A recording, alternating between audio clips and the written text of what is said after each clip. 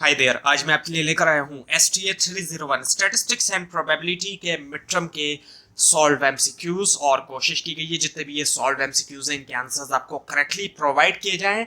और अगर आप इनको खुद से मैच करने हैं, स्पेशली हैंड आउट से आप इनको मैच कर सकते हैं, तो इससे आपकी प्रैक्टिस भी होगी और अगर इसके बाद भी कोई मिस्टेक होगी तो वो भी आपके सामने आ जाएगी। तो इसमें सबसे पहले है कि इनमें से कौन सा स्टेटमेंट जो वो ट्रू है सैंपल के हवाले से। सो वो है it is a part of population. So ये ही इसका आंसर है, यानी कि पॉपुलेशन का हिस्सा होता है। और उसके बाद है फिर कि the average which is defined as reciprocal arithmetic mean का of the reciprocal of the values का वो कहलाता है कौन सा एवरेज, वो है हार्मोनिक मीन। और फिर उसके बाद है कि जो प्रोबेबिलिटी है ड्रॉ करने की एक जैक कार्ड की 52 प्लेइंग कार्ड से, वो है क्या 4/52। इसका आंसर है 4/52। और उसके बाद है कि अगर एक कर्व जो है हैज अ लॉन्गर टेल हो उसकी राइट की तरफ, तो वो क्या है, वो कहलाता है पॉजिटिवली स्क्यूड कहलाता है, वो राइट की तरफ है। तो और उसके बाद है कि इसमें से कौन सा ऑप्शन जो है वो इंक्लूडेड नहीं है मेजर्स ऑफ सेंट्रल टेंडेंसी में। तो आप देख सकते हैं कि बाकी तीनों ऑप्शन मीन है, एक अकेला है जिसमें मीन नहीं है, वो है क्वार्टाइल डेविएशन। तो ये है क्वार्टाइल डेविएशन इंक्लूडेड नहीं है मेजर्स ऑफ सेंट्रल टेंडेंसी में। अब इसके बाद है कि which one of the following, इनमें से कौन सा ऑप्शन ऐसा है जो कि is not based on all the observation, वो तमाम ऑब्जर्वेशन के ऊपर बेस नहीं करता, वो है मोड। और ये भी मोड भी जो है वो मीन से हटके है, बाकी तमाम मीन है और ये मोड है। और अब इसके बाद है कि स्टैंडर्ड डेविएशन क्या है, जो आपको नंबर्स दिखाई जा रहे हैं 777 7777, ये तमाम 7 है, 7 टाइम्स 7 है ये ऑलमोस्ट। सो ये जो है इसका आंसर 0 है क्योंकि एक जैसे नंबर है। और उसके बाद अब ये जो कैलकुलेशन की गई है आप इसको खुद से भी कैलकुलेट करके देख सकते हैं साइंटिफिक कैलकुलेटर में, तो इसका आंसर बिल्कुल एग्जैक्टली यही आएगा 362880। और उसके बाद है फिर कि अगर एक प्लेयर जो है वो वेल शफल करता है, जो पैक है 52 प्लेइंग कार्ड्स का, और तो फिर उसके बाद जो प्रोबेबिलिटी होगी ब्लैक कार्ड की 52 प्लेइंग कार्ड्स में से, वो क्या होगी, वो होगी 26/52। और उसके बाद है कि प्रोबेबिलिटी क्या है ड्रॉ करने की एक जैक कार्ड को ड्रॉ करने की 52 प्लेइंग कार्ड से, वो है 4/52। उसके बाद है कि कौन सा डिस्पर्जन जो इसका इस्तेमाल किया जाता है कंपेयर करने के लिए वेरिएशन दो सीरीज के, वो है CV यानी कि कोएफिशिएंट ऑफ वेरिएशन। और उसके बाद है कि जब दो कॉइन्स को टॉस किया जाता है, so the probability of at least one head, एक हेड आने की प्रोबेबिलिटी क्या है, वो है 3/4। और उसके बाद है फिर which one of the following, इनमें से कौन सा जो है वो इंक्लूडेड नहीं मेजर्स ऑफ सेंट्रल टेंडेंसी में, वो है क्वार्टाइल डेविएशन। आई थिंक ये रिपीट हुआ है। और उसके बाद है कि which one of the following measurement, इनमें से कौन सी मेजरमेंट है डज नॉट डिवाइड, जो कि डिवाइड नहीं करती एक सेट ऑफ ऑब्जर्वेशन को इक्वल पार्ट्स में, वो है स्टैंडर्ड डेविएशन। उसके बाद एक विच वन इज इक्वल, इनमें से कौन सा ऑप्शन जो है is equal to explain variation divided by total variation, वो है कोएफिशिएंट ऑफ डिटरमिनेंट। और अब आपके सामने एक सीरीज दी है नंबर्स की। सो मोड ऑफ गिवन मोड जो है वो क्या है 2 है आंसर। आप इसको खुद से भी देख सकते हैं, मोड इज द मोस्ट, सबसे ज्यादा जो नंबर होता है वो मोड होता है।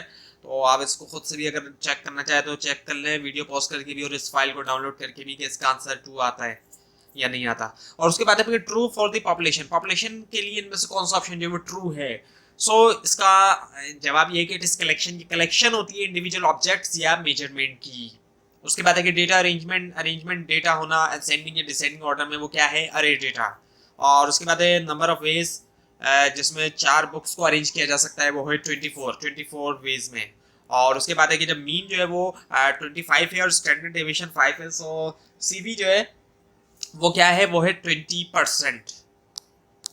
और उसके बाद है फिर कि कौन सी ब्रांच जो स्टैटिस्टिक्स की डील करती है टेक्निक्स के साथ, जो कि डेटा यूज होती हैं ऑर्गेनाइज करने के लिए, समराइज करने के लिए, प्रेजेंट करने के लिए डेटा, वो है डिस्क्रिप्टिव स्टैटिस्टिक्स। एंड उसके बाद है फिर कि how to construct the class interval, कैसे कंस्ट्रक्ट किया जाए क्लास इंटरवल। सो इसका ऑप्शन ये कि फाइंड द डिफरेंस फाइंड किया जाए, ढूंढा जाए between consecutive lower class limits. और उसके बाद है कि algebraic sum of deviation from mean, वो है 0।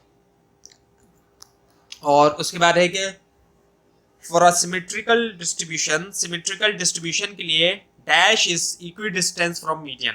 सो क्या है इक्विडिस्टेंस फ्रॉम मीडियम, वो है Q1 और Q3। और उसके बाद है कि अगर मीन जो है वो 25 है और स्टैंडर्ड डेविएशन 5 है, देन दी CV जो है वो क्या है 20%। ये आई थिंक रिपीट हुआ है दोबारा।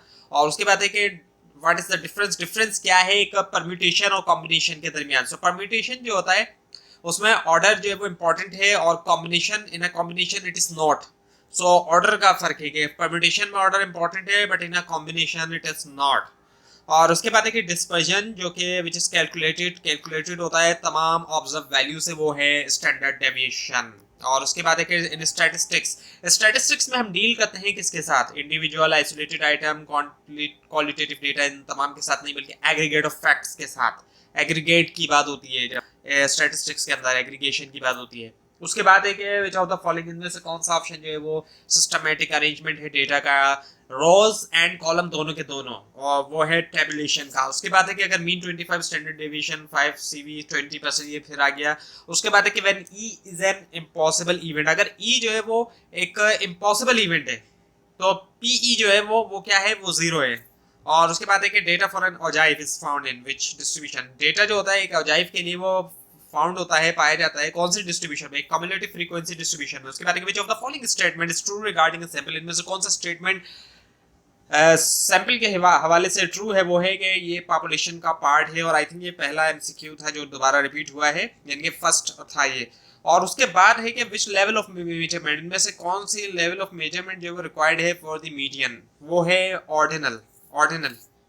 और उसके बाद है कि what is the formula of range, formula of range क्या है इनमें से, वो है xm minus x not, minimum minus maximum minus minimum. So xm minus x not इसका फार्मूला है, जहां भी आपको क्वेश्चन आए रेंज के बारे में से उसका फार्मूला आप रखें जहन में कि xm माइनस x नॉट इसका फार्मूला है। और उसके बाद है फिर the descriptive measure of dispersion is that is based on the concept of deviation। dispersive measure जो है descriptive measure actually dispersion का जो कि बेस्ड करता है concept के ऊपर deviation के about the mean, वो है standard deviation। और ये डिस्क्रिप्टिव स्टैटिस्टिक्स वाला आई थिंक दोबारा आया कि वो ब्रांच स्टैटिस्टिक्स की जो डील करती है टेक्निक के साथ जिसका यूज़ किया जाता है ऑर्गेनाइज समराइज और प्रेजेंट करने के लिए डेटा पर डिस्क्रिप्टिव स्टैटिस्टिक्स। उसके बाद है कि first movement about origin is always equal to, जो फर्स्ट मूवमेंट अबाउट ओरिजिन होता है वो हमेशा इक्वल होता है किसके, मीन के। उसके बाद है कि जब दो डाइस को रोल किया जाता है सो जो नंबर होता है पॉसिबल सैंपल पॉइंट का वो क्या है, वो है 36।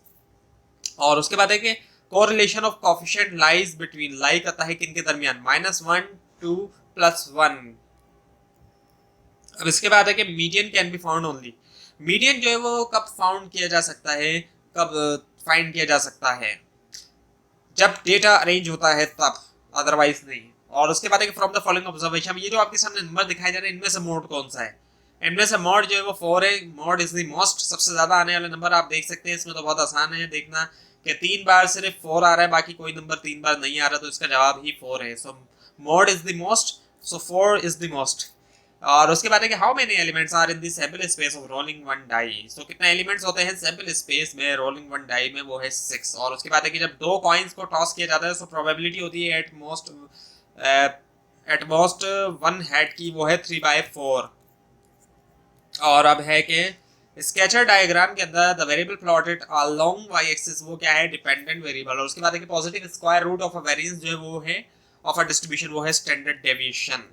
और इसके बाद है कि एक histogram consist of a set of adjacent rectangle, एक हिस्टोग्राम जो है कंसिस्ट ऑफ अ सेट, उसके अंदर जो है वो एक सेट होता है एडजेसेंट रेक्टेंगल का, उसकी बेसिस जो है वो मार्क्ड ऑफ होती है किससे, क्लास बाउंड्री से। और उसके बाद है कि स्टीम एंड लीफ को इंट्रोड्यूस किया था किसने, जॉन टकी ने।